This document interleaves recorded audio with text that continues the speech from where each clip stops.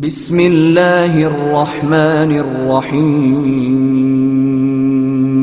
هذا القرآن يوحدنا لطريق الخير يوجهنا الله تعالى أنزله ورسول الله معلمنا هذا القرآن يوحدنا لطريق الخير يوجهنا.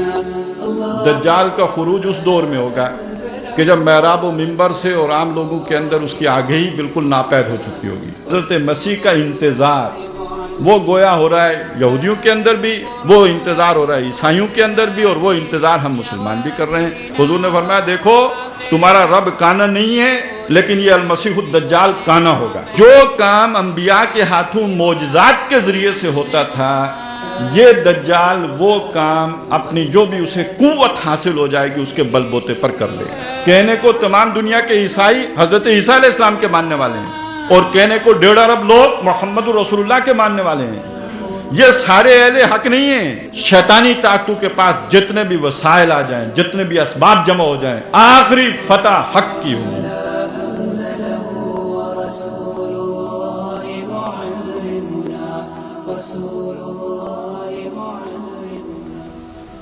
نحمدہ ونصلی علی رسولہ الکریم. اما بعد فاعوذ باللہ من الشیطان الرجیم. بسم اللہ الرحمن الرحیم.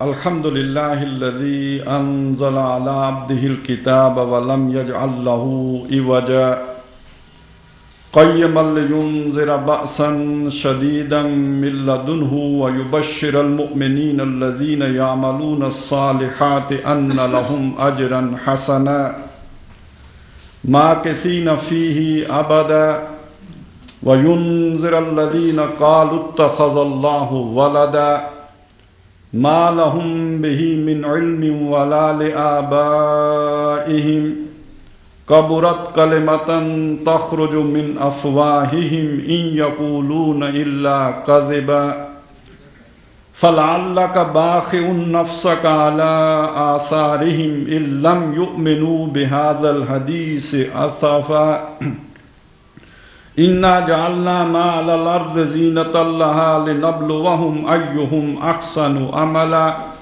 وَإِنَّا لَجَاعِلُونَ مَا عَلَيْهَا صَعِيدًا جُرُزًا. إِلَىٰ قَوْلِهِ تَعَالَىٰ قُلْ هَلْ نُنَبِّئُكُمْ بِالْأَخْسَرِينَ أَعْمَالًا الَّذِينَ ضَلَّ سَعْيُهُمْ فِي الْحَيَاةِ الدُّنْيَا وَهُمْ يَحْسَبُونَ أَنَّهُمْ يُحْسِنُونَ صُنْعًا أولئك الذين كفروا بآيات ربهم ولقائه فحبطت أعمالهم فلا نقيم لهم يوم القيامة وزنا ذلك جزاؤهم جهنم بما كفروا واتخذوا آياتي ورسلي هزوا. صدق الله العظيم. رب اشرح لي صدري ويسر لي امري واحلل عقدة من لساني يفقهوا قولي. اللهم الهمنا رشدنا واعذنا من شرور انفسنا. اللهم ارنا الحق حقا وارزقنا اتباعه وارنا الباطل باطلا وارزقنا اجتنابه. اللهم وفقنا لما تحب وترضى. آمین یا رب العالمین.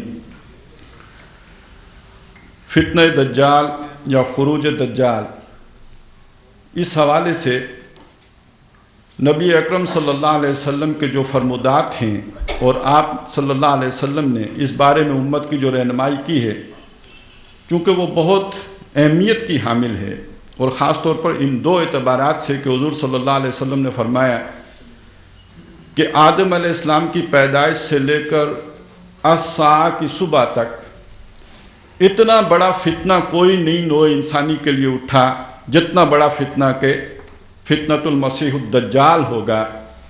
اور دوسرا نبی اکرم صلی اللہ علیہ وسلم کا یہ فرمان کہ نوح علیہ السلام سے لے کر مجھ تک جتنے بھی انبیاء اور رسول آئے انہوں نے اپنی اپنی امتوں کو فتنۃ الدجال سے متنبع کیا اور خبردار کیا.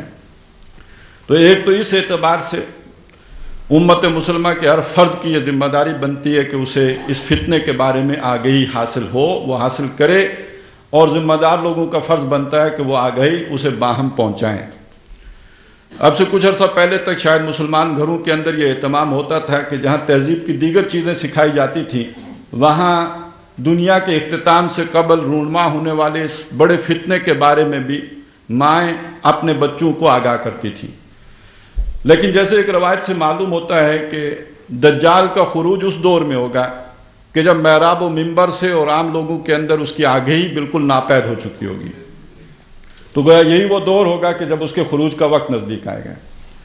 एक तो इस अलामत के हवाले से भी, और दूसरा कि दज्जाल के खुरूज की जो अलामात बयान हुई हैं अहादीस में, उनसे ये भी अंदाज़ा होता है, अंदाज़ा है गलत भी हो सकता है, कि अब उसके लिए स्टेज पूरी तरह तैयार हो चुका है, और ये कि अब हीरो की आमद का इंतज़ार है। ड्रामे के लिए स्टेज सेट हो चुका है, तमाम किरदार अपनी अपनी पोजीशनें ले चुके, अब आखिरी किरदार की रूनुमाई का वक्त, पर्दा उठने की मुंतज़र है निगाह की मानिद, अब गोया उसका इंतज़ार है। लेकिन इससे मैं ये चाहता हूँ कि कोई ये भी ना समझ ले कि बिल्कुल अभी कोई ब्रेकिंग न्यूज़ आने वाली है, इसलिए कि कुछ हालात व वाक़यात ये भी हैं कि जिनसे पता चलता है कि नहीं, अभी कम अज़ कम चंद साल ज़रूर बाकी हैं। अब आइए ज़रा इस चीज़ की जानिब हम अपनी तवज्जो मबज़ूल करें कि नबी अकरम सल्लल्लाहु अलैहि वसल्लम ने दज्जाल के बारे में हमारी रहनुमाई क्या फरमाई है। आज हम जो भी मटीरियल मौजूद है लिखा हुआ और मुख्तलिफ़ सूरतों में, जब उसकी तरफ दज्जाल की हकीकत जानने के लिए उन चीज़ों का मताला करते हैं तो बहुत सी चीज़ें अनकही हैं, अंदाज़ों पर मबनी हैं, क्यास के घोड़े दौड़ाए गए हैं। ज़ाहिर है अगर वो सारी डिस्कशंस हम यहाँ पे ले आएँ, वो वज़नी भी हो सकती हैं, कल उसी तरह भी बात हो सकती है, लेकिन ये कि हमें कोशिश करनी चाहिए कि अपने आप को महदूद रखें सिर्फ हदीस में जो चीज़ें हमारे सामने आई हैं। ये मैं बार बार हदीस का तज़किरा इसलिए भी करूँगा कि दज्जाल के नाम के साथ कुरान मजीद में, नाम तो दूर की बात है, इस मादे ही से कुरान मजीद में कोई लफ्ज़ इस्तेमाल नहीं हुआ है। दज्जाल का जिक्र आपको कुरान मजीद में नहीं मिलेगा। इसका जिक्र अगर आपको मिलेगा, बहुत बड़ा फितना है, बहुत बड़ा फितना है, लेकिन इसका जिक्र अगर आपको मिलेगा तो सिर्फ अहादीस में मिलेगा। तो वैसे भी बहुत से फितने ऐसे हैं कि जिनका जिक्र आपको कुरान मजीद में नहीं मिलेगा, वो तो हदीसों ही से पता चलेगा। खैर, जो बात मैं अर्ज़ करने चला था कि अहादीस से जो कुछ हमें दज्जाल के बारे में मालूम होता है, पहले हम उनको सामने रखें और उसकी रोशनी में जिस हद तक उसका इंतबाक मुमकिन है और जो हालात हमारे सामने, उनकी रोशनी में जिस हद तक इंतबाक हो सकता है वो करें और आगे बढ़ें। तो सबसे पहली बात जानने की ये है कि नबी अकरम सल्लल्लाहु अलैहि वसल्लम ने किसी एक दज्जाल का जिक्र नहीं किया, बल्कि हदीस में 30 दज्जालों का जिक्र मिलता है। सलासून दज्जालून, ये बात बहुत से लोगों के लिए, और दज्जाल के बारे में दिलचस्पी रखने वाले भी बहुत से लोगों के लिए शायद नहीं हो कि नबी अकरम सल्लल्लाहु अलैहि वसल्लम ने अपने से लेकर क़यामत तक 30 दज्जालों का जिक्र किया है जो आएंगे। अब इसको समझ लीजिए ये कौन दज्जाल हैं, ये जो 30 हैं, सलासून दज्जालून, इन्हीं में से एक अल मसीहुद दज्जाल भी होगा। ये वो दज्जाल हैं कि जो नबी नहीं होंगे लेकिन नबूवत का दावा करेंगे। चुनाचे मुसैलमा कज़्ज़ाब जो था वो कज़्ज़ाब भी था, दज्जाल भी था। चुनाचे हदीस में जहाँ ये अल्फाज हैं सलासून दज्जालून, एक दूसरी रिवायत में अल्फाज है सलासून कज़्ज़ाबून। तो कज़्ज़ाबून और दज्जालून झूठ के जरिए से, असल में दज्जल का मतलब होता है फरेब देना, तो आदमी फरेब देता है झूठ की बुनियाद पर। तो वो जो 30 बड़े बड़े फरेबी होंगे वो दरहकीकत 30 बड़े बड़े झूठे भी होंगे। तो वो शख्स जो सबसे बड़ा झूठा हो सकता है वो कौन है कि जो नबी ना हो और कहे कि मैं नबी हूं, बहुत बड़ा झूठा। वह मन अज़लम मिम्मन इफ्तरा अलल्लाहिल कज़िब, उससे बड़ा जालिम कौन होगा जो अल्लाह पर झूठ गढ़े, अल्लाह ने उसे नबी ना बनाया हो, अपना नुमाइंदा मुकर्रर ना किया और कहे मैं हूं, मुझ पर वही आती है। ये बड़ा झूठा है, यही बड़ा दज्जाल भी है। चुनाचे वो मुसैलमा कज़्ज़ाब से लेकर ग़ुलाम अहमद कादियानी तक जितने भी झूठे मुद्दईयान नबूवत खड़े हुए, ये दरहकीकत सारे के सारे सलासून दज्जालून के ज़ैल में आएंगे। इनमें से जो आखिरी होगा वो दरहकीकत होगा जो अल मसीहुद दज्जाल बनकर आएगा। गोया इस सिलसिले की आखिरी कड़ी, जैसे अंबिया की आखिरी कड़ी है जनाब मोहम्मद रसूलुल्लाह सल्लल्लाहु अलैहि वसल्लम, तो इस दजलो फरेब की जो आखिरी कड़ी के तौर पर उभर कर नुमायां होकर सामने आएगा وہ ہوگا جنہوں نے جھوٹی نبوت کے دعوے کیے ہوں گے، وہ شخص ہوگا جو حضرت مسیح کا دعویٰ کر کے سامنے آئے گا۔ اب حضرت مسیح کے بارے میں جان لیجئے، چونکہ ان کے لیے پیشن گوئیاں موجود تھیں تورات میں۔ تورات وہ کتاب ہے جو حضرت موسیٰ علیہ السلام کو دی گئی، جیسے ہمیں قرآن دیا گیا۔ آج قرآن ہمارے درمیان موجود ہے، لیکن ہم اپنا کردار تو دیکھیں ہم ہیں کیا۔ اسی طرح تورات مل گئی بنی اسرائیل کو، لیکن ان کا کردار جب گر گیا اور زوال سے دوچار ہو گئے، انہوں نے انبیاء کو قتل کرنا شروع کر دیا۔ یقتلون النبیین بغیر الحق، انبیاء کو کرتے تھے قتل ناحق۔ جب یہ ان کی کیفیت ہو گئی تو اللہ تعالیٰ نے حضرت مسیح علیہ السلام کو ان کی اصلاح کے لیے بھیجا، اور چونکہ ان کی کتاب میں پیشن گوئیاں موجود تھیں، ایک نبی آئے گا جو تمہارا مسیحا ہوگا، دور زوال سے تمہیں نکالے گا، تمہیں دوبارہ جو ہے تمہارے اندر بہتری لانے کے لیے۔ لیکن یہ کہ اس وقت تک وہ شیطنت میں اتنے گر چکے تھے کہ انہوں نے حضرت مسیح علیہ السلام کو ماننے سے انکار کر دیا، اور لوگوں کو یہ باور کرایا کہ جس مسیحا کا ہم انتظار کر رہے تھے یہ وہ نہیں ہے۔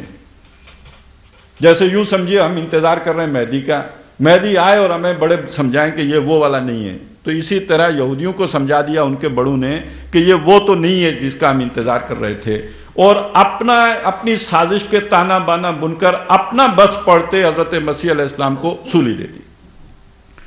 تو وہ خانہ تو خالی رہ گیا جو مسیح نے آنا تھا، تو وہ انتظار کر رہے ہیں کہ مسیحا نے ابھی آنا ہے۔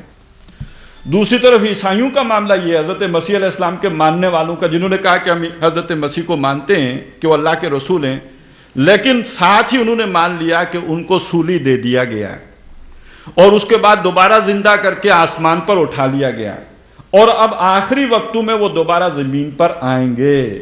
گویا عیسائی بھی انتظار کر رہے ہیں حضرت مسیح کا، اور تیسری طرف ہم مسلمان ہیں جنہیں نبی اکرم صلی اللہ علیہ وسلم نے یہ بتایا کہ انہیں سولی، بلکہ قرآن نے بتایا سولی تو دیے ہی نہیں گئے، وَمَا يَقْتُلُوهُ یقینا، یقینی خبر یہ کہ وہ انہیں قتل نہیں کر سکے، بلکہ یہ کہ اللہ نے ان کو زندہ سلامت آسمان پر اٹھا لیا۔ اللہ کا رسول قتل ہو ہی نہیں سکتا، اللہ نے یہ فیصلہ کر دیا لَأَغْلِبَنَّ أَنَا وَرُسُلِي، میں اور میرے رسول تو لازماً غالب آئیں گے۔ نبی قتل ہو سکتا ہے، رسول قتل نہیں ہو سکتا، اور حضرت مسیح علیہ السلام اللہ کے رسول تھے، ان کا قتل ممکن ہی نہیں تھا، وہ زندہ آسمان پر اٹھائے گئے۔ یہ ہم مسلمانوں کا عقیدہ ہے۔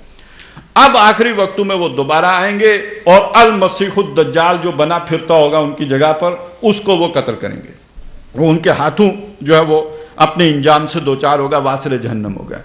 بہرحال یہ بات جو ہے حضرت مسیح کا انتظار وہ گویا ہو رہا ہے یہودیوں کے اندر بھی، وہ انتظار ہو رہا ہے عیسائیوں کے اندر بھی، اور وہ انتظار ہم مسلمان بھی کر رہے ہیں، اگرچہ کہ سب کے پاس علم کے اپنے اپنے ذرائع ہیں اور اس میں کچھ چھوٹا موٹا اختلاف بھی ہے۔ اس انتظار سے ناجائز فائدہ اٹھا کر، جیسے بہت سے لوگ ہمارے ہاں مہدی بن کے کھڑے ہو جاتے ہیں، اسی طرح یوں سمجھیے کہ یہودیوں کے اندر ایک شخص کھڑا ہوگا جو المسیح بن کر آئے گا۔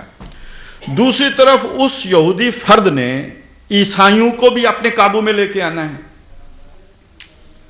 اس لیے کہ عیسائی بھی تو اسی کا انتظار کر رہے ہیں، اس نے ثابت کرنا میں وہی ہوں۔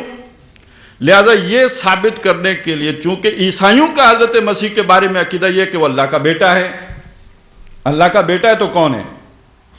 آپ ذرا سوچئے، انسان کا بیٹا کیا ہوتا ہے؟ انسان ہوتا ہے۔ گھوڑے کا بیٹا گھوڑا ہوتا ہے، تو اللہ کا بیٹا۔ لہذا یہ جو اب حضرت مسیح بن کر، جو حضرت مسیح کا بحروب بھر کر آئے گا شخص، معین شخص، وہ در حقیقت اسے صرف نبوت ہی کا دعویٰ نہیں کرنا پڑے گا، بلکہ اس سے آگے بڑھ کر اسے رب ہونے کا دعویٰ بھی کرنا پڑے گا۔ اس لیے کہ مسیح دنیا میں مسیحی جو کہلاتے ہیں وہ تو ان کو رب مانتے ہیں، وہ تو اللہ کا بیٹا مانتے ہیں، ابن اللہ ہی نہیں مانتے، ولد اللہ مانتے ہیں، جیسے قرآن نے کہا کہ اللہ نے بیٹا اختیار کیا۔ ابن اللہ کے تو اور معنی بھی ہو سکتے ہیں، جیسے ابن الوقت ہوتا ہے، ابن السبیل ہوتا ہے، اسی طرح اس کے تو یوں سمجھے کہ تعبیری معنی بھی ہو سکتے ہیں، لیکن ولد اللہ وہ تو خاص اولاد کے لیے لفظ مخصوص ہے، لہذا اللہ کا بیٹا بھی رب ہی ہوگا۔ لہذا یہ جو المسیح الدجال آئے گا یہ رب بن کر آئے گا۔ حضور نے ایک نشانی بتائی ہے، اگرچہ کہ وہ ربوبیت کا دعویٰ کرے گا اور بہت سے ایسے کرشمے بھی دکھائے گا جس سے ثابت ہوگا کہ وہ رب ہے، لیکن یہ کہ اس میں ایک خامی ہوگی، اور وہ خامی یہ کہ وہ کانا ہوگا۔ حضور نے فرمایا دیکھو تمہارا رب کانا نہیں ہے، لیکن یہ المسیح الدجال کانا ہوگا، یہ اس کی بہت بڑی نشانی ہوگی۔ اور وہ اپنا یہ عیب دور نہیں کر سکے گا۔ اب میں چاہتا ہوں کہ کچھ تھوڑی سی اس کے بارے میں جانکاری جو احادیث کی سے ایک عبوری سا تاثر اس کی شخصیت کا ابھرتا ہے وہ میں آپ کے سامنے رکھ دوں۔ احادیث سے معلوم ہوتا ہے کہ اسے قوانین طبیعہ پر، فورسز آف دا نیچر، ان کے اوپر اس درجے تسلط اس کا ہو جائے گا کہ اگر میں تعبیر کروں تو یوں ہوگا کہ جیسے پہلے وقتوں میں انبیاء کرام معجزات کرتے تھے، مردے کو زندہ کر دیا، کسی مادرزاد اندھے کو جو ہے وہ بینائی دے دی، تو جو کام انبیاء کے ہاتھوں معجزات کے ذریعے سے ہوتا تھا، یہ دجال وہ کام اپنی جو بھی اسے قوت حاصل ہو جائے گی اس کے بل بوتے پر کر لے گا، اور یہ قوت اسے حاصل ہو جائے گی کس چیز پر؟ فورسز آف دا نیچر پر۔ اور پچھلے کچھ عرصے سے جب ہم اپنے انسانی ترقی کا جائزہ لیں تو انسان نے جو فورسز قابو کی ہیں، یہ جنوں سے بڑی بڑی فورسز ہیں۔ یہ انرجی جو ہے، آپ ذرا دیکھیں بجلی کی طاقت کے مقابلے میں جن کی کیا طاقت ہے؟ جو کام جن سے نہیں ہو سکتا وہ بڑے آسانی سے آپ بجلی کی انرجی استعمال کر کے کر سکتے ہیں۔ اس سے آگے اب پتہ نہیں انرجی کی دنیا میں انسان کہاں پہنچ چکا ہے، ہمیں تو ایٹمک انرجی تک کا معلوم ہے، اس سے آگے بھی اٹھ گیا ہو تو کیا معلوم۔ اس لیے کہ جب انسان کے پاس ایٹمک جو انرجی اس نے حاصل کر لی تھی تو سارے انسانوں کو تو معلوم نہیں تھا کہ انسان کی اچیومنٹس یہاں تک پہنچ چکی ہیں۔ اس کو بس یوں سمجھے جو اقبال نے بڑی خوبصورت بات کہی ہے کہ عروج آدم خاکی سے انجم سے میں جاتے ہیں۔ آج اتنا طاقتور ہو گیا ہے اس سائنسی اور ٹیکنالوجی ترقی کی وجہ سے کہ اب تو ستاروں پہ کمنڈ آ رہا ہے، سٹار وارز۔ تو عروج آدم خاکی سے انجم سے میں جاتے ہیں۔ تو یہ جو کچھ بھی ہے یہ انسان کی یہ ترقی، اب ظاہر ہے انسان کی یہ ترقی جس درجے میں ہو چکی ہے، آج آدمی کا دل تبدیل ہو جاتا ہے، اس کی آنکھیں تبدیل کرنا تو کوئی مسئلہ ہی نہیں ہے، اور پھر یہ کہ جوڑ تبدیل ہو جاتا ہے، ریڑھ کی ہڈی کا ایک مورا جو ہے اور اس کی تمام جو ہے وہ چیزیں تبدیل کی جا سکتی ہیں۔ یہ سارا کچھ جو احادیث میں آیا ہے کہ وہ آدمی کو کاٹے گا، علیحدہ کرے گا، پھر جوڑے گا اور زندہ کر دے گا۔ تو آج تو وہ بالکل، یہ آپ اگر کسی آپریشن تھیٹر کے کوئی احوال پڑھ لیں تو معلوم ہوتا ہے کہ وہ سارا کام ہو کے اس کے بعد ایک آدمی جو ہے کلینکلی وہ ڈیتھ سے دوچار ہو کر اس کے بعد دوبارہ کھڑا ہو گیا، زندہ سلامت موجود ہے۔ میں اور آپ اسے آنکھوں سے دیکھیں تو مردہ پائیں گے، مرا ہوا، اور لیکن یہ کہ تھوڑی دیر کے بعد اس کی سارا کچھ جوڑ جاڑ کر پھر کھڑا کر دیں گے کہ یہ زندہ سلامت موجود ہے۔ اسی طرح اس کی جو وہ قوت ہوگی دجال کی، اس میں یہ چیز بھی شامل ہے کہ وہ موسموں کو بھی اپنے کنٹرول میں لے آئے گا۔ اب حدیث کے الفاظ تو یہ ہیں کہ وہ آسمان کو حکم دے گا، وہ بارش برسائے گا، اور زمین کو حکم کرے گا، وہ اپنی فصل نکالے گی، یہاں تک کہ وہ ایک بے آب و گیاب بیابان سے گزرے گا جہاں نہ پانی ہے نہ گھاس کا تنکا ہے، اس بیابان ریگزار کو حکم دے گا اور وہ لہلاتی فصلیں وہاں پر جو ہے وہ نظر آنا شروع ہو جائیں گی۔ اب یہ ظاہر ہے آج ممکن ہو گیا ہے، آج صحراؤں کے اندر جو ہے وہ کاشتکاریاں ہو رہی ہیں۔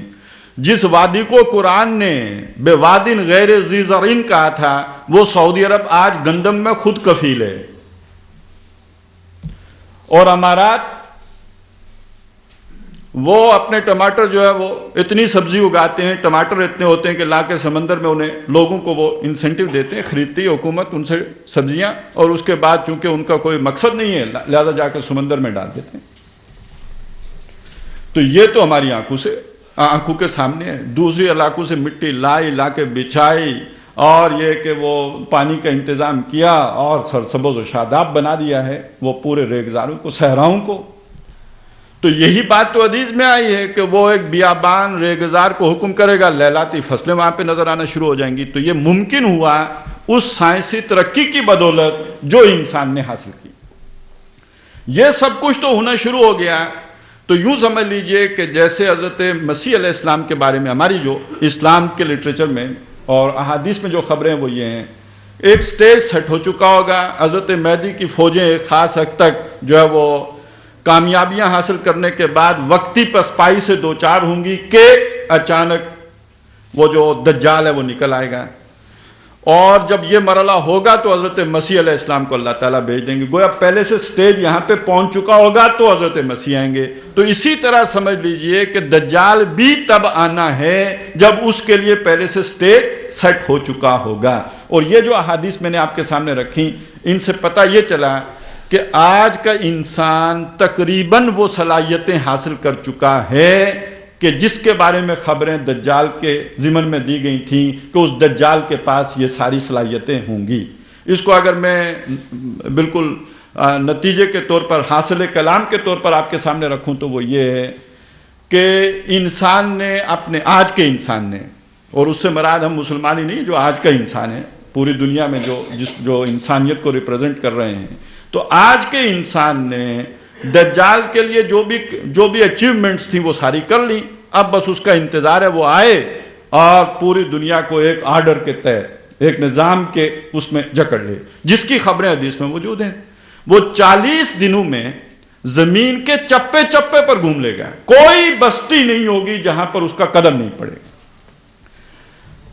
آپ سوچئے کہ آج سے 200 سال پہلے اگر کسی کے سامنے یہ بات رکھی جاتی تو ایک معجزہ تھا، اور آج جب میں یہ بات بیان کرتا ہوں تو آپ کے لیے کوئی اچنبھے کی بات ہی نہیں ہے. آج تو دنیا گلوبل ویلج بن چکا ہے، فاصلے مٹ چکے. یہ فاصلے مٹانے کا کام کس نے کیا؟ وہی سائنس اور ٹیکنالوجی، اسی کی بدولت مٹے ہیں. اب اگر دجال نکلتا ہے، 40 دن تو بہت ہوتے ہیں جی. 40 دنوں سے بہت کم وقت میں وہ پوری دنیا کو گھوم سکتا ہے، کوئی ناممکن بات ہی نہیں رہی. تو کل تک جو چیزیں معجزات کے درجے کی تھیں، اچنبھے کی تھیں، حیران کن تھیں، آج انسانی ترقی نے وہ ممکن بنا دی. اب دجال نے آ کر اس ساری صورتحال کو در حقیقت ایکسپلائٹ کرنا ہے. اب یہ بات سمجھنے کے بعد میں چاہتا ہوں کہ ہمیں کچھ چیزوں میں واپس پیچھے جانا پڑے گا کہ یہ دجال کی حقیقت کیا ہے. خاص طور پر ہماری قرآن و سنت میں جو مضامین آئے ہیں اس کے اعتبار سے یہ کریکٹر فٹ کہاں ہوتا ہے. اس لارجر سکیل میں ہم دیکھیں تو یہ کردار کدھر بیٹھتا ہے.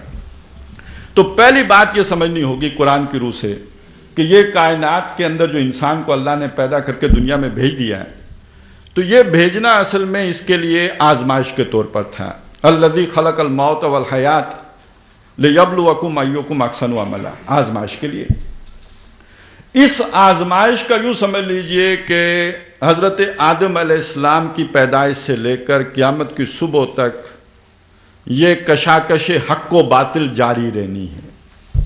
جیسے ابھی آپ نے آیات سنی تھی کہ کل جاء الحق وزہق الباطل ان الباطل کان زہوقا، کہہ دیجئے حق آ گیا باطل جائے گا، اور باطل تو ہے ہی جانے والی شے. لہذا یہ باطل اور حق کی گڑبڑ جو آپس میں ٹکرا ہو رہا ہے. سورہ بنی اسرائیل کی یہ آیت ہے، اس کے بعد سورہ کہف ہے جس کی آیات شروع اور آخر سے میں نے آپ کے سامنے تلاوت کی تھی، پھر سورہ مریم ہے، طٰہٰ ہے، اس کے بعد سورہ انبیاء ہے. سورہ انبیاء کی 18 نمبر آیت ہے بل نقذف بالحق علی الباطل فیدمغہ، ہم حق کی ضرب لگاتے ہیں باطل کے اوپر، فیدمغہ، تو وہ حق جو ہے اس باطل کا بھیجا نکال دیتا ہے، دماغ، وہ دماغ باہر نکال دیتا ہے. فاذا ہوا زاہق، تو وہ حق کی ضرب سہ کر وہ باطل بھاگ جاتا ہے. اور اس کے بعد آخر میں فرمایا وَوَيْلٌ لَهُم مِّمَّا تَصِفُونَ، اور ان کے لیے بڑی ہلاکت اور بربادی ہے جو کچھ ڈسکرپشن یہ دے رہے ہیں، جو وصف یہ بیان کر رہے ہیں اللہ کے بارے میں اور زندگی کے حقائق کے بارے میں، اس کے نتیجے میں ان پر بڑی ہی پھٹکار پڑنے والی ہے. بہرحال اس چیز کی طرف میں بعد میں ہوں گا. پہلے یہ بات سمجھ لیجئے کہ یہ حق و باطل کی کشمکش اصل میں ایک ہے تاریخ انسانی. حضرت آدم ہے، پھر فلاں ہے، فلاں ہے، پھر نبی اکرم صلی اللہ علیہ وسلم میں قومیں اٹھی ہیں، گری ہیں. یہ واقعات کو بیان کرنے ایک علیحدہ معاملہ ہے. قرآن مجید نے واقعات بھی بیان کیے، قوم نوح کا قصہ ہے، قوم سمود کا ہے، قوم عاد کا ہے، وغیرہ وغیرہ، اور بڑا طویل ذکر حضرت موسیٰ علیہ السلام کا ہے. لیکن قرآن مجید نے فلسفہ تاریخ بھی بیان کیا ہے کہ کیوں ہوتا ہے، عروج کیوں آتا ہے، زوال کیوں ہوتا ہے.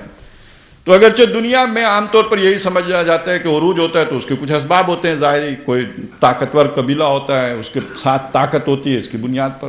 آج کل جیسے کہتے ہیں معاشی ترقی ضروری ہے، سائنسی ترقی ضروری ہے، اس کے ساتھ آپ کے پاس ویپنز ہونے چاہیے بڑے بھاری سوفسٹیکیٹڈ، اور آپ تب ترقی کر سکتے ہیں اور تب آپ کو عروج حاصل ہوگا. لیکن قرآن مجید کا مطالعہ بتاتا ہے کہ نہیں، عروج و زوال در حقیقت متعلق ہے اخلاقی عروج و زوال سے. جن قوموں کے اخلاق اچھے ہوں گے وہ عروج پائیں گی، اور جن کے اخلاق کے اندر تنزل آ جائے گا وہ زوال سے دوچار ہوں گی۔ یہ ہے بل نقذف بالحق علی الباطل فیدمغہ، یہ جو حق اہل حق ہوتے ہیں وہ باطل سے ٹکراتے ہیں اور باطل ختم ہو جاتا ہے، نیست و نابود ہو جاتا ہے۔ لیکن پوری تاریخ انسانی اس بات پر گواہ ہے کہ حق و باطل کی یہ کشاکش ہوتی رہی ہے۔ اقبال نے بڑے خوبصورت انداز میں اسے بیان کر دیا، ستیزہ کار رہا ہے ازل سے تا امروز، شرار بولابی سے چراغ مصطفوی۔ باطل کے لیے شرار بولابی اور حق کے لیے چراغ مصطفوی، یہ استعارہ ہے۔ تو گویا یہ باطل اور حق کی یہ جو کشمکش اور کشاکش ہے یہ ہمیشہ رہی ہے۔ اور پھر اقبال نے یہ بات بھی بیان کر دی کہ یہ کشاکش اور کشمکش اپنے عروج کو پہنچنے والی ہے۔ دنیا کو ہے پھر مارکائے روح و بدن پیش، تہذیب نے پھر اپنے درندوں کو ابارا۔ کوئی پہلی بار نہیں ہو رہا ہے، پہلے بھی ہوتا رہا ہے، اب پھر ہونے والا ہے۔ تہذیب نے پھر اپنے درندوں کو ابارا۔ اور اب دیکھیے حق کے ساتھ کیا ہے، اللہ کو پامردی مومن پہ بھروسہ، اور باطل کے ساتھ کیا ہے، ابلیس کو یورپ کی مشینوں کا سہارا۔ اب یہ ابلیس بھی آ گیا، اللہ بھی آ گیا، تو میں چاہتا ہوں کہ اس حق کو باطل کی سورسز کو معین کر لیں۔ حق کی قوتیں، فورسز آف دا گڈ، یہ کون سی ہیں؟ سب سے اوپر اللہ ہے، حق ہے نا، الحق ہے، ذالک بان اللہ هو الحق، الحق کا مصداق کامل تو اللہ تعالیٰ ہے۔ پھر اس کے انبیاء اور رسول ہیں جو اس کے ریپریزنٹیٹیو ہیں، اور پھر ان کے سچے ماننے والے، سارے ماننے والے نہیں، کہنے کو یہودی حضرت موسیٰ کے ماننے والے ہیں، کہنے کو تمام دنیا کے عیسائی حضرت عیسیٰ علیہ السلام کے ماننے والے ہیں، اور کہنے کو 1.5 ارب لوگ محمد رسول اللہ کے ماننے والے ہیں۔ یہ سارے اہل حق نہیں ہیں۔ ان انبیاء تو سارے اہل حق ہیں، لیکن ان انبیاء کے صحیح ماننے والے، راسخ العقیدہ، اور جو اپنے عمل میں ان انبیاء کے قریب ترین ہیں، یہ اہل ایمان، یہ وہ لوگ ہیں کہ جو حق کی طاقت رہے ہیں، ہر دور میں رہے ہیں۔ اور دوسری طرف شر کی طاقت کون سی ہے؟ وہ ایکسس آف دا ایول، شیطان، ابلیس، جس نے آدم کی پوزیشن ہی کو چیلنج کر دیا تھا، اور نتیجے میں اللہ کو چیلنج دے بیٹھا ہے کہ اگر تو مجھے موقع دے، انظرنی الی یوم یبعثون۔ بہت بڑا عالم تھا، اسے معلوم تھا اینڈ کیا ہے، اسے معلوم ہے ایک دن دوبارہ کھڑے ہونا ہے۔ دنیا والے نہیں مانتے، دانشور ڈے آف جسٹس کو نہ مانے، شیطان تو مانتا ہے، لہذا وہ کہہ رہا ہے کہ وہ جو کھڑے ہونے کا دن ہے مجھے مہلت دے دے، اور اگر تو یہ مہلت دے دے، یہ جن کو تو نے بنایا ہے نا خلیفہ میری جگہ پہ، ان کی اکثریت کو تو شکر گزار نہیں پائے گا، میں کر کے دکھا دوں گا تجھے۔ یہ ہے ایول فورس۔ اس ایول فورس کے ساتھ جڑ گئے اس کی بہت سے اہل و عیال، جنات میں سے ہم مانیں گے۔ کوئی آج سائنس سے جو ہے متاثر ذہن نہ مانے کہ جن ہیں دنیا میں، لیکن ہم تو مانتے ہیں کہ جنات ہیں، قرآن مجید سے ثابت ہے کہ جن ہیں۔ وما خلقت الجن والانس الا لیعبدون، جن بھی بنائے، انسان بھی بنائے عبادت کے لیے، شیطان بن جائیں ایک علیحدہ بات ہے، لیکن بنائے تو ہیں، تو جن بھی ہیں اور انسان بھی ہیں۔ ان جنات کی اکثریت شیطان ہی کے خاندان سے تعلق رہے، وہ بھی جن تھا، کان من الجن ففسق عن امر ربی، تو وہ جنات کا ایک بہت بڑا گروہ، اس کی طاقت ہے۔ اور اس سے آگے انسانوں میں سے بھی بہت بڑے لوگ اس کا شکار بنتے رہے۔ یہ اپنے وقت کا نمرود، یہ فرعون، یہ کون تھے؟ یہ سارے کے سارے شیطان کے اعلی کار رہے ہیں، اپنے اپنے وقت کے دجال تھے، فریبی تھے، مکار تھے، جو نوع انسانی کو خیر کے راستے سے ہٹا کر شر کے راستے پر ڈالتے تھے۔ ان کے مقابلے میں انبیاء کھڑے ہوتے رہے، یہ کشاکش اور کشمکش چلتی رہی۔ اب یوں سمجھ لیجئے کہ حضور صلی اللہ علیہ وسلم کی آمد کے بعد اس دجال یا اس شیطان کی جو طاقتیں انسانوں میں، ان میں پہلے نمبر پر آ گئے یہود، جو نظر آنے والی مخلوق ہے۔ ایک تو وہ شیاطین جن ہیں، انسانوں میں سے شیاطین انس میں سے یہود بحیثیت مجموعی اس کے اعلی کار بن گئے۔ اور پھر انہوں نے، یہ مجھے تھوڑی سی تاریخ بھی بیان کرنی پڑے گی، خاص طور پر عیسائیوں کی، جو کہلاتے ہیں عیسائی، پھر انہوں نے شکار کر لیا عیسائیوں کو، لہذا یہ در حقیقت سارے کے سارے اینٹی کرائسٹ ہو گئے۔ کرائسٹ کون ہے؟ حضرت مسیح علیہ السلام۔ وہ تو نیک جو طاقتیں ہیں ان کے نمائندہ ہیں، ان کے مقابل جو اینٹی کرائسٹ ہیں وہ در حقیقت یہودی ہیں، اور جو یہودیوں کے اعلیٰ کار کرسچنز ہیں، جو کہلاتے کرسچن ہیں۔ میں پھر وہی کہہ رہا ہوں کہ جو وہ اپنا دعویٰ کر رہے ہیں، اگرچہ کہ وہ ہرگز حضرت عیسیٰ علیہ السلام کے مذہب کے ماننے والے ہی نہیں ہیں، وہ تو وہی تھا جو ہمارا ہے، وہ تو دین تو ایک ہی تھا جس کو حضرت مسیح علیہ السلام لے کر آئے تھے۔ لہٰذا یہ جو طاقتیں ہیں ان کو آپ اس وقت سمجھ لیجئے کہ یہ ہیں ایول فورسز، ان دو کی یہ کشاکش ہے جس کے بارے میں ہمارے لٹریچر میں یہ ہے، حدیث میں، کہ آخر میں ان دونوں طاقتوں کے درمیان ایک بہت بڑی جنگ ہوگی۔ اس جنگ کا نام حدیث میں آیا ہے الملحمۃ العظمیٰ۔ یہ جو اقبال نے کہا نا دنیا کو ہے پھر مارکائے روح و بدن پہ، الملحمۃ العظمیٰ، یہ طاقت ہے خیر کی طاقت، یہ طاقت ہے شر کی طاقت، ان کے درمیان ٹکراؤ ہوگا، اور اس طاقت کی آخری سپورٹ جو خیر کی طاقت کی طرف سے ہوگی وہ حضرت مسیح علیہ السلام کی صورت میں ہوگی، اور اس شر کی طاقت کے لیے جو آخری سپورٹ آنی ہے شیطان کی طرف سے وہ ہوگی المسیح الدجال کی صورت میں۔ یہ تو میں نے چاہا کہ اس جو مارکائے خیر و شر ہے اور مارکائے روح و بدن ہے اس میں یہ بھی ہم تعین کر لیں کہ خیر کی طاقتیں کون سی ہیں اور شر کی طاقتیں کون سی ہیں۔ اب میں چاہتا ہوں کہ ذرا ایک نظر جلدی سے عیسائیت پر ڈال لیجئے۔ جیسا کہ میں نے عرض کیا حضرت عیسیٰ علیہ السلام کوئی وکری تعلیمات لے کے نہیں آئے تھے، وہ وہی تعلیمات تھیں جو آدم علیہ السلام سے لے کر محمد رسول اللہ صلی اللہ علیہ وسلم تک تمام رسول لے کے آتے رہے۔ چنانچہ قرآن مجید دو ٹوک اعلان کرتا ہے شرع لکم من الدین ما وصی بہ نوحا والذی اوحینا الیک وما وصینا بہ ابراہیم وموسیٰ وعیسیٰ۔ دین تو وہی ہے جس کی وصیت ہم نے کی حضرت نوح علیہ السلام کو اور ابراہیم کو اور موسیٰ کو اور عیسیٰ کو اور نبی صلی اللہ علیہ وسلم آپ کو، دین تو ایک ہی ہے۔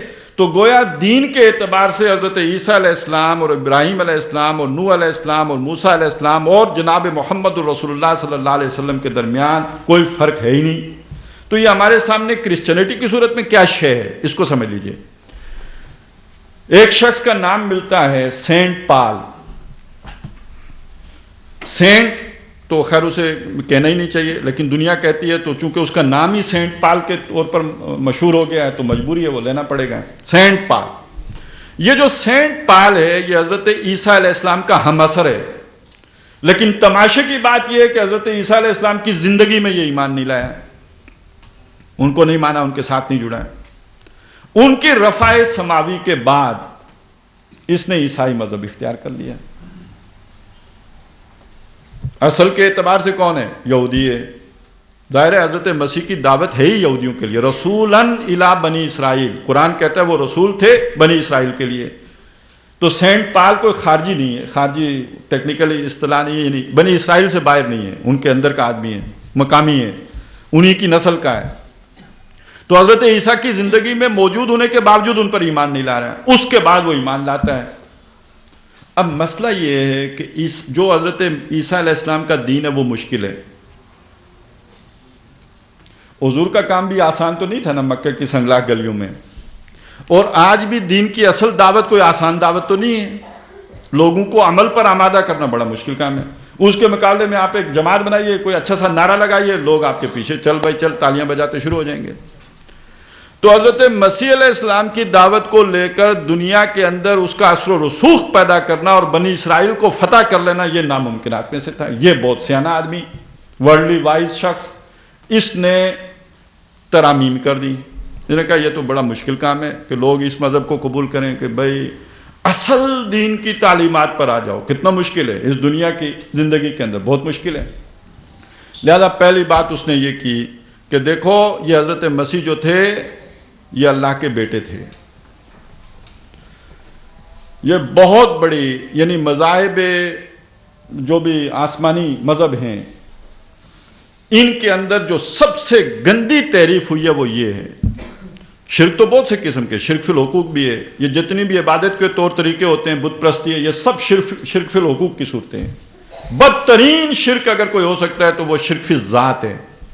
اس شرک فی الذات کی جو بدترین صورت ہو سکتی ہے وہ یہ کہ اللہ کے لیے اولاد بنانا، اور اولاد بھی صلبی اولاد، ولد اللہ، اللہ کا بیٹا، یعنی صلب سے اللہ کی۔ پہلی بات تو اس نے یہ کی۔ دوسری بات اس سے یہ پھر نکلا کہ کفارے کا عقیدہ، اللہ کا بیٹا سولی چڑھ گیا ہے۔ جب اس نے سولی در حقیقت کیوں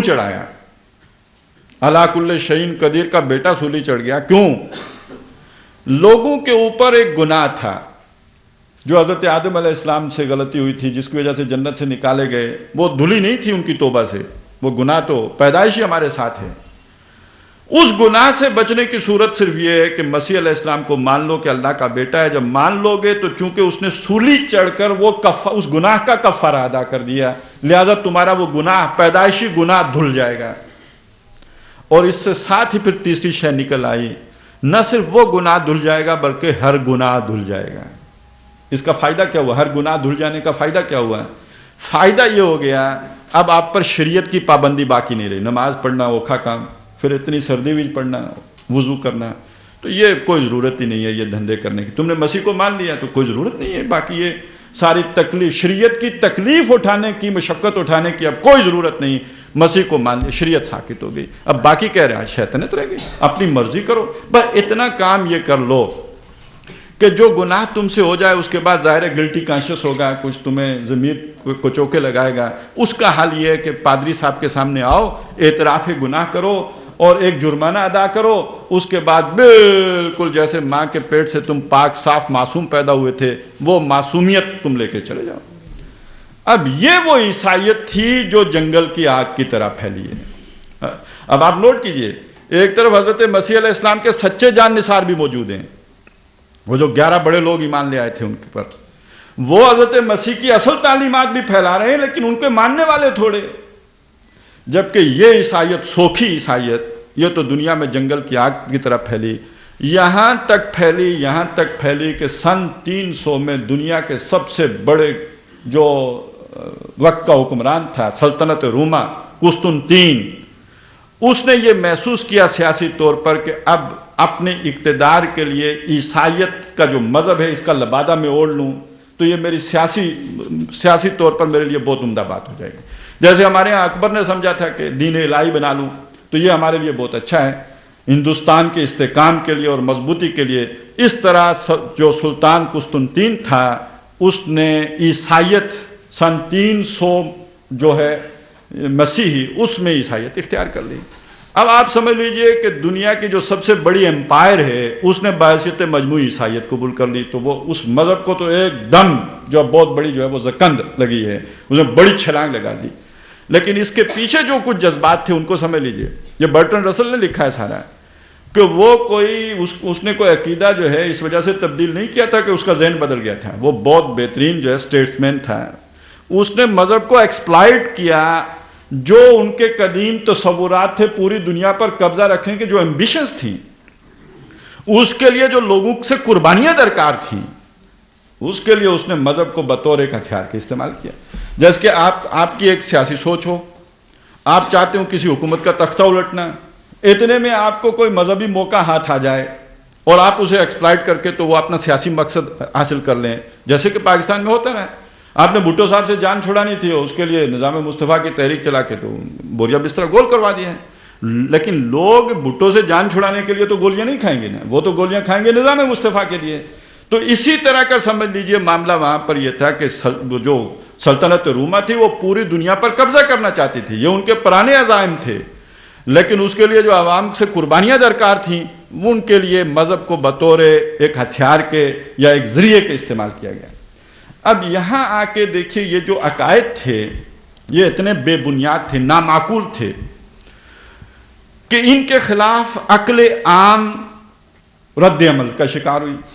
اس رد عمل کے خلاف انتہائی سخت سزائیں نافذ کی گئی. موت سے کمتر کوئی سزا ہی نہیں تھی. منطق کے استعمال، فلسفے کے استعمال، سائنس پر، کسی کے گھر سے کوئی ایسی چیز مل جائے، ایسا لٹریچر مل جائے، سزائے موت. اچھا سن 300 میں تاریخ نے یہ جو موڑ مڑا ہے، 610-12 کے لگ بھگ نبی اکرم صلی اللہ علیہ وسلم کی بعثت ہو رہی ہے، یعنی 300 سال بعد ہی، اور 629-30 کے آس پاس سلطنت روما کے ساتھ مسلمانوں کا ٹکراؤ شروع ہو رہا ہے. اب جب ٹکراؤ ہوتا ہے تو ایک دوسرے کے بارے میں جانکاری بھی ہوتی ہے. تو جو لوگ سلطنت روما کے اس جبر اور استبداد کے نیچے جو ہے وہ اس چکی میں پس رہے تھے اور بے چینی محسوس کر رہے تھے اور گھٹن محسوس کر رہے تھے، انہیں یوں سمجھے راستہ مل گیا عالم اسلام کی طرف آنے.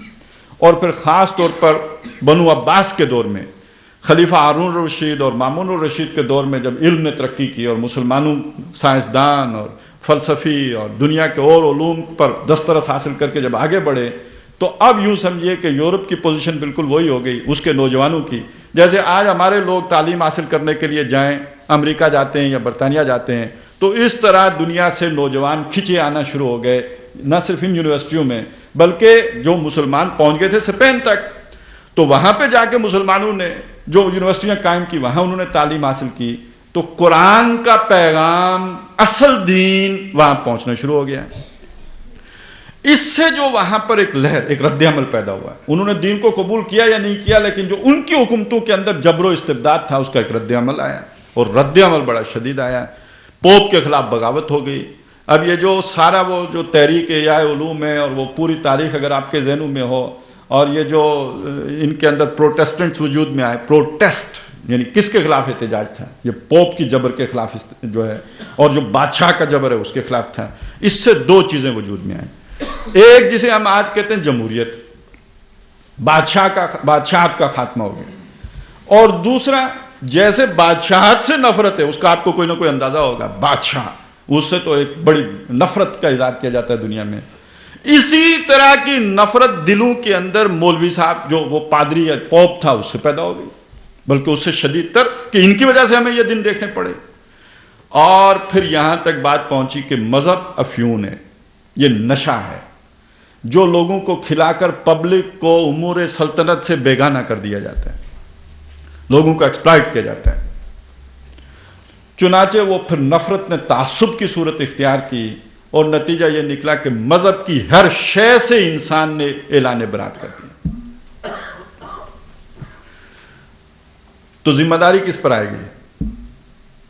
یہ جو انسان بغاوت کر کے یہاں پہ پہنچا کہ مذہب سے اسے وہ بیزار ہو گیا، اس سارے کی ذمہ داری کس پر جائے گی؟ موجودہ عیسائیت پر جائے گی۔ اگر یہ نامعقول نظام نہ بناتے، اپنا ایک عقیدہ نہ بناتے، تو اتنا شدید رد عمل نہ ہوتا ہے۔ اب آپ سوچئے کہ ادھر شیطان جو ایول فورسز کا سرغنہ ہے، اس کی تو صفوں کے اندر ہلچل بپا ہو گئی ہوگی کہ یہ مصطفیٰ صلی اللہ علیہ وسلم کے نور کی کرنیں جو یورپ میں پہنچی ہیں، اس کے نتیجے میں کہ دنیا کے اندر کوئی اتھل پتھل نہ ہو جائے۔ ہم نے جو نظام اتنی مشکل سے بچھایا ہے، جس کی ہمیشہ دنیا میں برتری رہی ہے، سوائے تھوڑے سے وقفے کے ہمیشہ باطل ہی غالب رہا ہے۔ فیضا ہوا ذاہب کا معاملہ علیحدہ ہے، لیکن جو دنیا میں زیادہ غلبہ رہا ہے وہ باطل کا رہا ہے، بہت تھوڑے وقتوں کے لیے حق غالب آتا رہا۔ تو یہ تو سارا ہمارا نظام، اس کی چولیں ڈھیلی ہو جائیں گی۔ اب اس نے اس کے اندر دخل اندازی کی، اور عقل کو یوں سمجھے، عقل ایک بہت بڑی حقیقت ہے، اس سے انکار نہیں کیا جا سکتا۔ عقل ہی کا نمائندہ وہ علم ہے جو اللہ نے آدم علیہ السلام کو دیا تھا۔ وَعَلَّمَ آدَمَ الْأَسْمَاءَ كُلَّهَا، اللہ تعالیٰ نے آدم کو جو تمام چیزوں کے نام سکھا دیے تھے، تو در حقیقت وہ علم ہے جو علم بالحواس کہلاتا ہے، انسان حواس کے ذریعے سے حاصل کرتا ہے، اور وہ سارا حواس کے ذریعے سے جو ڈیٹا اسے ملتا ہے، جو پروسیس ہونے کی جگہ وہ عقل کہلاتی ہے۔ عقل اسے پروسیس کر کے نتائج برآمد کرتی ہے، استدلال کرتی ہے، استخراج کرتی ہے، استنتاج کرتی ہے، اور اس طریقے سے انسانی علم آگے بڑھتا ہے۔ اور یہ ہماری ساری سائنس اور ٹیکنالوجی کی جو ترقی ہوئی ہے، وہ اسی بل بوتے پہ ہوئی ہے جس کو بالقوہ حضرت آدم کے اندر اللہ نے پہلے دن رکھ دیا تھا۔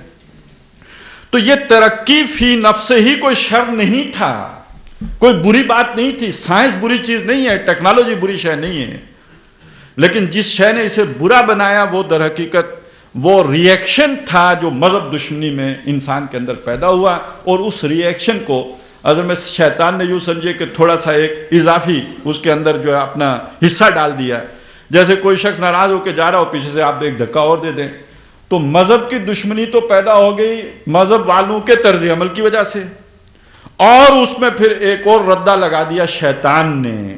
نتیجہ یہ نکلا کہ اب انسان ان حقائق سے جو حواس کے بغیر انسان کو انبیاء کے ذریعے سے ملے تھے، ان حقائق سے انسان نے یکسر اپنی آنکھ بند کر لی۔ اب اگر یہاں پہنچ کے میں یوں کہوں کہ علم کے لیے اللہ نے انسان کو دو آنکھیں دی تھیں، ایک علم بالحواس کی آنکھ، اور دوسری آنکھ تھی علم بالوحی کی آنکھ۔ جیسے سورہ بقرہ میں جہاں یہ فرمایا وَعَلَّمَ آدَمَ الْأَسْمَاءَ كُلَّهَا، اسی رکوع کے آخر میں جا کر فرما دیا فَإِمَّا يَأْتِيَنَّكُم مِّنِّي هُدًى فَمَن تَبِعَ هُدَايَ فَلَا خَوْفٌ عَلَيْهِمْ وَلَا هُمْ يَحْزَنُونَ. جب تمہارے پاس میری طرف سے ہدایت آئے، جو اس ہدایت کی پیروی کرے گا اس کے لیے نہ کوئی خوف ہوگا نہ کوئی حزن ہوگا. اب یہ جو ہدایت آتی رہی ہے اس میں کوئی 3 چیزیں بنیادی ہیں، سمجھ لیجئے. پہلی بات یہ کہ یہ ساری کائنات کسی نے بنائی ہے، اس کا کوئی خالق ہے، وہ اللہ ہے. دوسری بات یہ ہے کہ یہ زندگی آزمائش کے لیے، اس کے بعد اصل زندگی آنے والی ہے، حیات بعد الموت. اصل زندگی وہ ہے، بعد بعد الموت. اور تیسری بات یہ کہ یہ جو انبیاء کا سلسلہ ہے، یہ اللہ نے اپنی ہدایت دینے کے لیے انسان کے اندر ایک ریسیپینٹ رکھا ہے، روح، جس میں وہ اپنی وہ الروح یعنی وہی بھیجتا ہے جس کو وہ روح انسان کے اندر کا جو ریسیپینٹ ہے وہ وصول کرتا ہے. یہ وہ بنیادیں تھیں جن پر اس ہدایت کا دار و مدار ہے، الہدا جو ہے. تو یہ جو ہدایت ہے اس سے آج کے انسان نے کان بند کر لیے جان بوجھ کر. چنانچہ یہ حقیقت ہے، اللہ جس کی معرفت حاصل کرنا انسان کا سب سے بڑا کام ہو سکتا تھا، وہ اس سے بالکل ناچنت ہو کر، اگرچہ کہنے کی حد تک اس نے یہ کہا کہ چونکہ ہمارے حواس کی گرفت میں نہیں آتا لہذا ہم یہ تو نہیں کہیں گے کہ نہیں ہے، اس لیے کہ ہمیں یہ بھی ثابت شدہ حقیقت نہیں ہے کہ نہیں ہے، سائنٹیفکلی پرووڈ بات نہیں ہے کہ اللہ نہیں ہے، لہذا ہم یہ تو نہیں کہیں گے کہ نہیں ہے. لیکن ہم یہ بھی نہیں کہہ سکتے کہ ہے، اس لیے کہ ہم ثابت نہیں کر سکتے. تو پتہ نہیں ہے کہ نہیں ہے، تو نتیجہ کیا نکلا؟ لا تعلق ہو گئے، ہے یا نہیں ہے، گویا نہیں ہے. طرز عمل تو وہی ہو گیا کہ نہیں ہے. نمبر 2، آخرت کی زندگی کس نے دیکھی؟ آج تک کوئی واپس آیا سائنسدان جو آ کے بتایا کہ وہاں یہ احوال ہوتے ہیں اور جسم میں یہ تغیر و تبدل ہوتا ہے اور جنت کے اندر یہ سائنٹیفک فنومنا ہے؟ کچھ معلوم نہیں، کچھ پتہ نہیں. لہذا وہ بھی کوئی پرووڈ شے تو ہے نہیں، ہمارے حواس کی گرفت میں تو آنے والی چیز نہیں. ہمارے کسی راڈار نے آج تک نہیں دیکھا، ہمارے کسی سگنل نے آج تک کوئی جو ہے ادھر سے کوئی جواب نہیں آیا کہ ادھر کیا ہے، لہذا وہ بھی ہمیں نہیں پتا. ہاں یہ دنیا ہے، یہ کائنات ہے، اس کے ساتھ ساتھ یہ جسم ہے، یہ مادی وجود ہے، لہذا اس حیات اخروی کا ہمیں پتہ نہیں. حیات دنیاوی کو جنت بناؤ، وہ جنت ملے نہ ملے، جیسے شداد نے جنت بنائی تھی، آج ہر انسان اپنی جنت بنائے. اور اس سے آگے یہ کہ اندر کوئی روح ہے یا نہیں، یہ جسم تو ہے نا، اس کی گریٹیفیکیشن، اس کی سیٹسفیکشن، اس کی لذت، اس کا تلذذ، اس کے لیے جو ہے وہ لگژریز فراہم کرنا، یہ ہے ماٹو کنزیومر سوسائٹی جو پورا وہ ایک فلسفہ وجود میں آیا ہے. تو در حقیقت 3 کے مقابلے میں 3. اور یہ کیوں کہ انسان نے وہ وحی والی آنکھ بند کر لی. وہ جو دجال ہوگا، جو کانا ہوگا، تو گویا آج کی تہذیب بحیثیت مجموعی اپنے علم کے اعتبار سے کانی ہو گئی کہ اس کا ایک آنکھ تو کھل گئی، اتنی کھل گئی کہ اس کے اوپر دوربین بھی لگ گئی، خوردبین بھی لگ گئی، اور اس کی دوسری آنکھ بالکل بند. گویا ایک آنکھ چوپٹ کھلی اور دوسری آنکھ بالکل بند. امبیلنس ہو گیا، توازن بگڑ گیا. اگر وہ وہی والی آنکھ بھی ساتھ ساتھ کھلی ہوتی اور انسان یہ ترقی کر رہا ہوتا تو یہ تو بڑی انسان کی اچیومنٹ تھی جس کے لیے کہ وہ بنا تھا. لیکن جو ایول فورسز تھی انہوں نے انسان کے ساتھ کیا یہ کہ درجہ بدرجہ رد عمل کا شکار کر کے ایک چین آف ری ایکشنز ہے ہوئی، جہاں ہستی ہوئی محدود لاکھوں پیچ پڑتے ہیں، عقیدہ عقل فطرت سب آپس میں لڑتے ہیں، وہ ایک صورت بنی. اور پیچ در پیچ رد عمل کے نتیجے میں آج کا انسان سائنٹیفک نالج کے اعتبار سے تو کمال کو پہنچا ہوا، لیکن روحانیت کے اعتبار سے صفر بھی نہیں بلکہ نیگیٹو. چنانچہ جیسے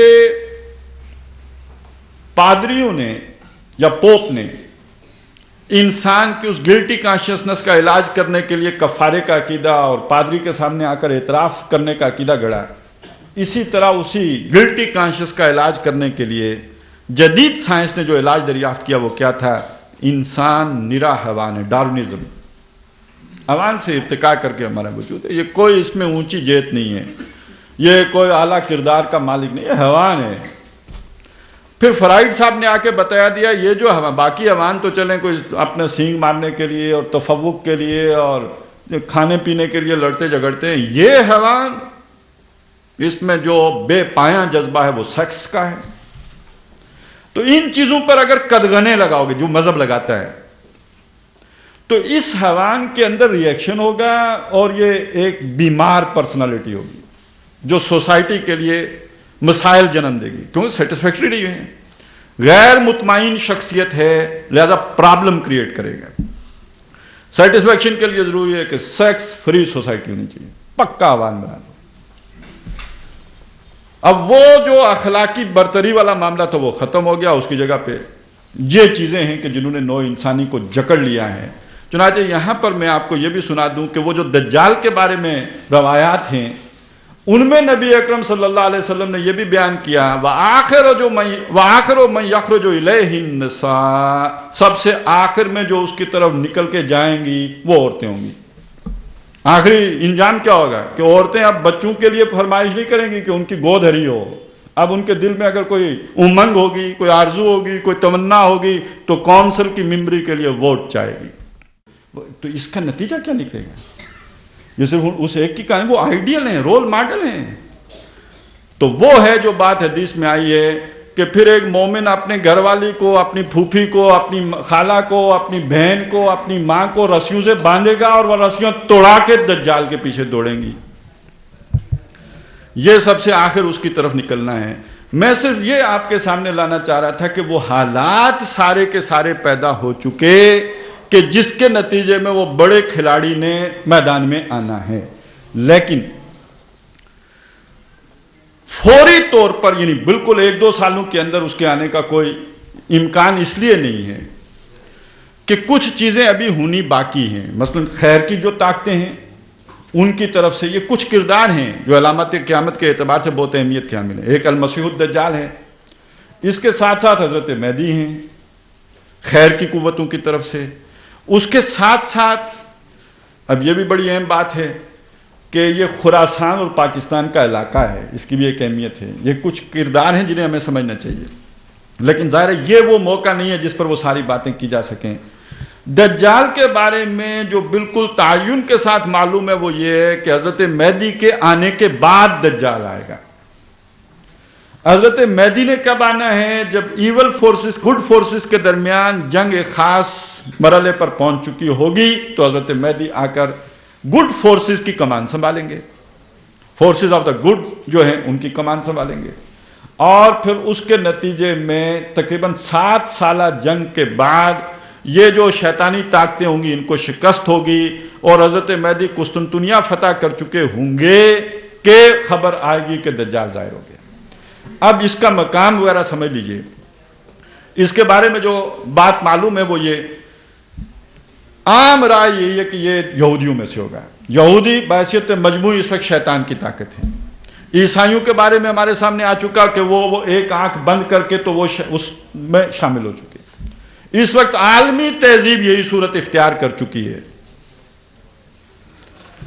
نیچے گاؤں کی سطح پر کسی تک عالمی تہذیب کے اثرات ابھی تک نہ پہنچے ہوں تو ایک علیحدہ مسئلہ ہے۔ اوپر کی جو ایلیٹ کلاس ہے پوری دنیا کی، کسی کا نام وی پی سنگھ ہو یا عبد الرحمن ہو، اس سے قطع نظر اس کا لباس، تراش، خراش، وضع، قطع، عقائد، طرز عمل، بود و باش، ہر اعتبار سے آپ دیکھ لیجئے ایک ہی تہذیب میں رنگے ہوں گے اور مذہب دشمنی اس کی جڑ میں پیوست ہوگی۔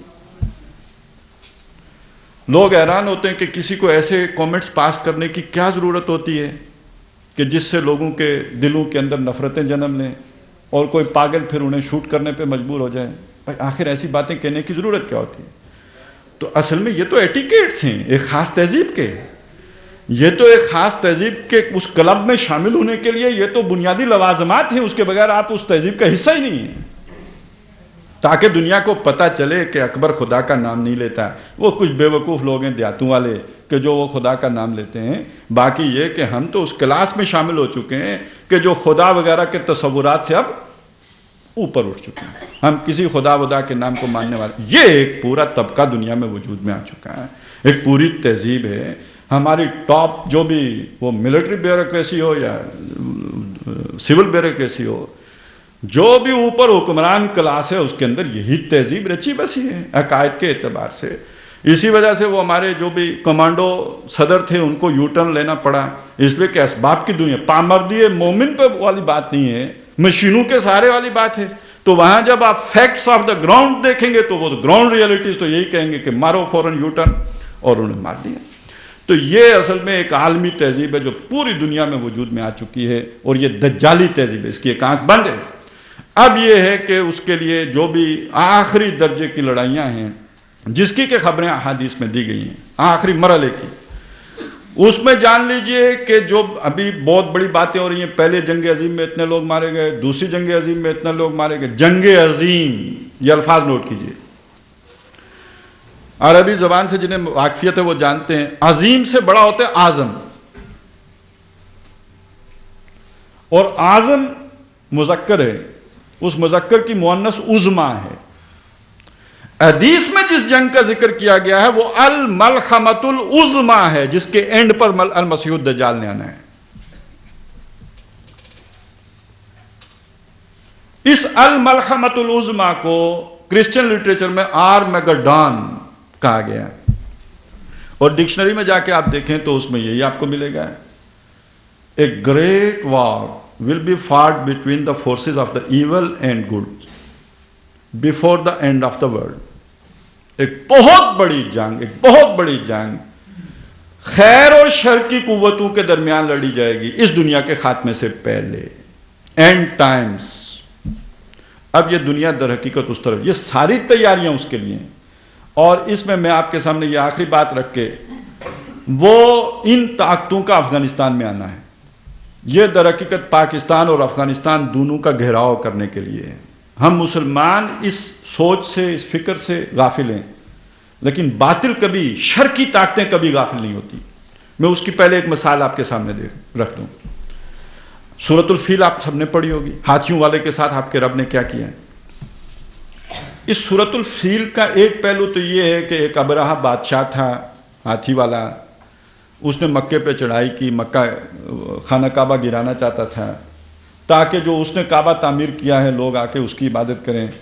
جو زیادہ گہرائی میں اترتے ہیں تو وہ کہتے ہیں اس کے پیچھے ایک سوچ یہ بھی تھی کہ چونکہ کعبے کی وجہ سے یہ ایسٹ ویسٹ ٹریڈ جو ہے اس کا مرکز ثقل مکہ بنا ہوا ہے، تو یہ اگر میرے کعبے کی طرف لوگ متوجہ ہو جائیں گے تو یہ ایسٹ ویسٹ ٹریڈ میرے پاس آ جائے گی۔ وہ ایک علیحدہ کہانی ہے لمبی، جن کو معلوم ہے بس وہ اس کے حد تک۔ لیکن اس کا ایک پہلو اور بھی ہے۔ آپ کو معلوم ہے یہ واقعہ کس سال میں رونما ہوا ہے؟ جس سال نبی اکرم صلی اللہ علیہ وسلم کی ولادت باسعادت ہوئی ہے۔ یہ میں بہت اہم بات عرض کرنے چلا ہوں۔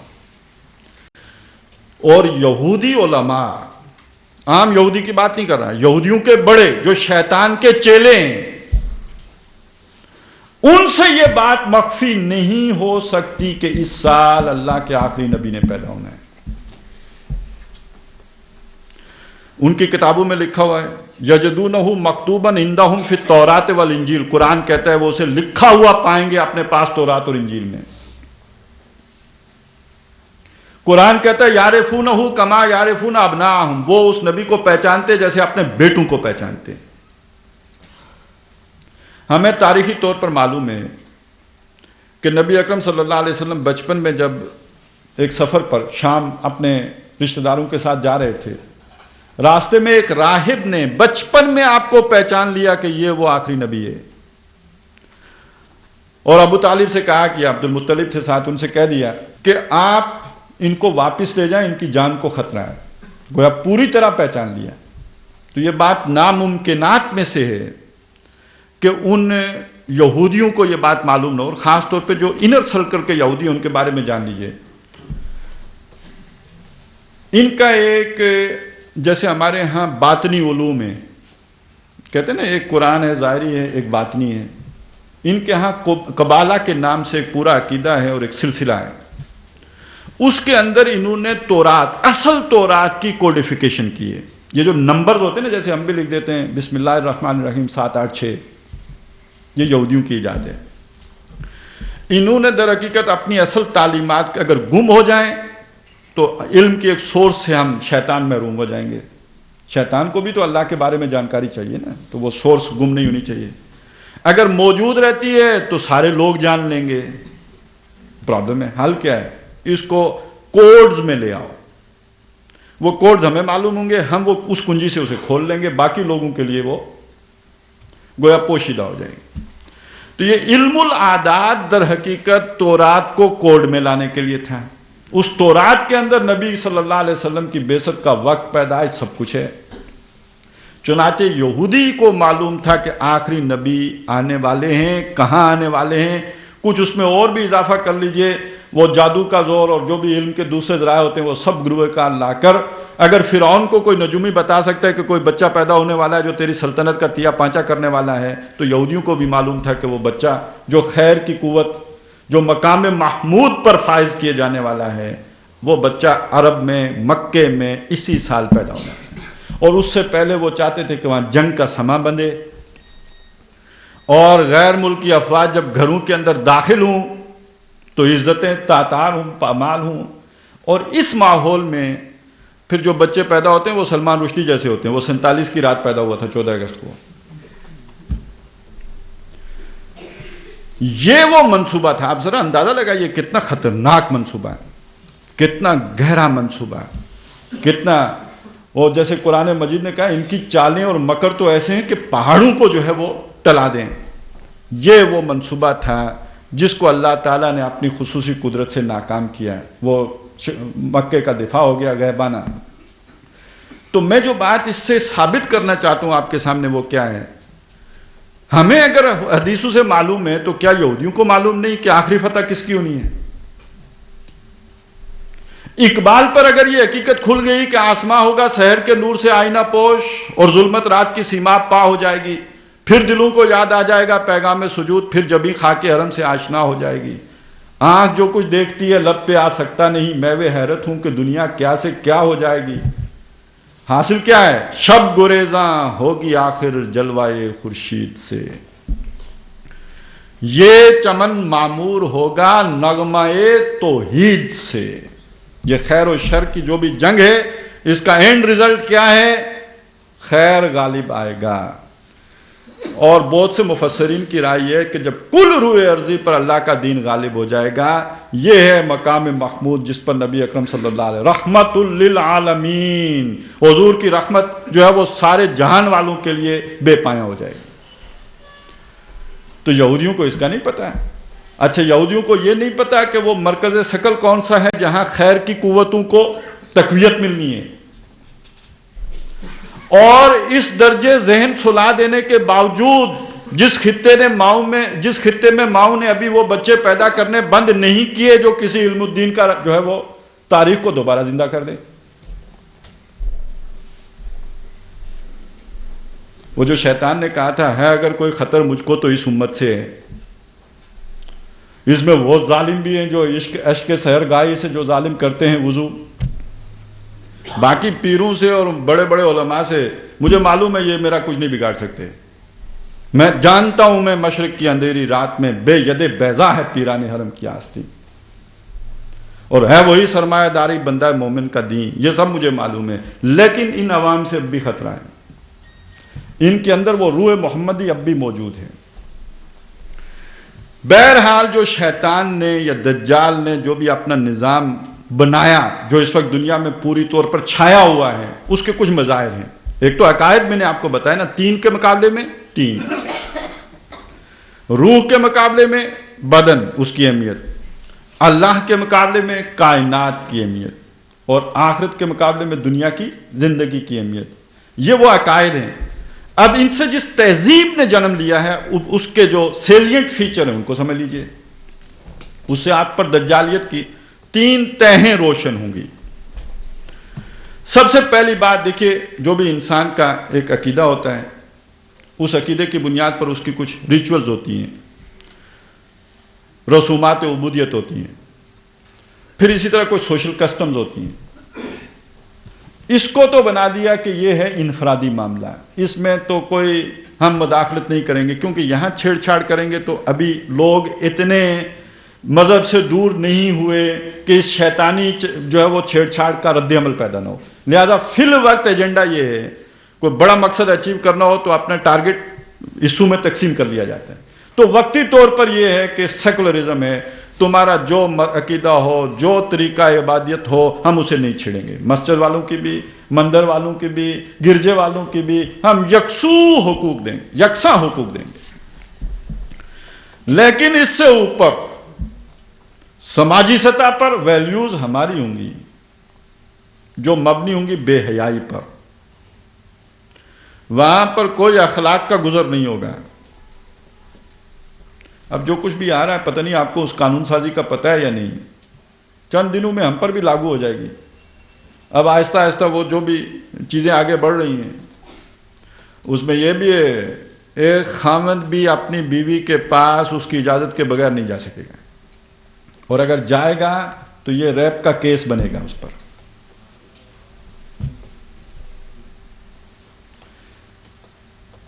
شادی فلاں عمر سے پہلے نہیں ہو سکتی، ہو جائے تو بچے نہیں پیدا کر سکتے. اب چائنا میں تو آپ کو پتہ ہے 1 سے زائد بچے پہ پابندی ہے، باقی دنیا میں بھی یہاں بھی وہ چیزیں آ رہی ہیں. آہستہ آہستہ پوری دنیا کو اپنی اس جکڑ بندی میں لے لے گا. نتیجہ کیا نکلے گا؟ آپ نے سوچا؟ جیسے غریب کی دسترس سے اور بہت کچھ آؤٹ آف دا ریچ ہوتا جا رہا ہے، اس کے گھر والے بھی امیروں کی لذت کا آلہ بن کے رہ جائیں گے.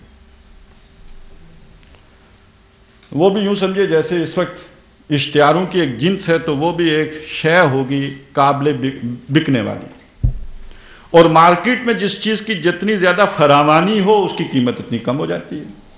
تو فراوانی بڑھاؤ، خوب بڑھاؤ اور بڑھاؤ تاکہ قیمت گھٹے اور ریچیبل ہو، آسانی سے دسترس میں ہو. جو شاید دسترس میں ہوگی وہ قدر و قیمت لازمی اس کی کم ہوگی. یہ تو عام معاشی اصول ہے معیشت کا.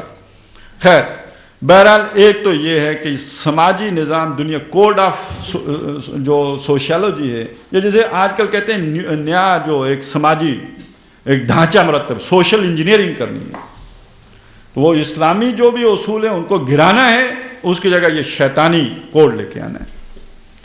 اس سے اوپر معاشی نظام ہے، اس کو انہوں نے اپنی سود کی جکڑ بندیوں میں پوری طرح جکڑ لیا ہے، اور اس کے ساتھ شامل کر لیا جوئے اور سٹے کو.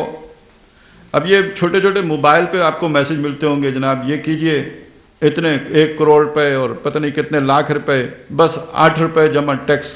کیا ہے؟ لاٹری؟ حیران. لیکن 1 کروڑ کے لالچ میں کیا 8 روپے ہی کٹنے ہیں نا.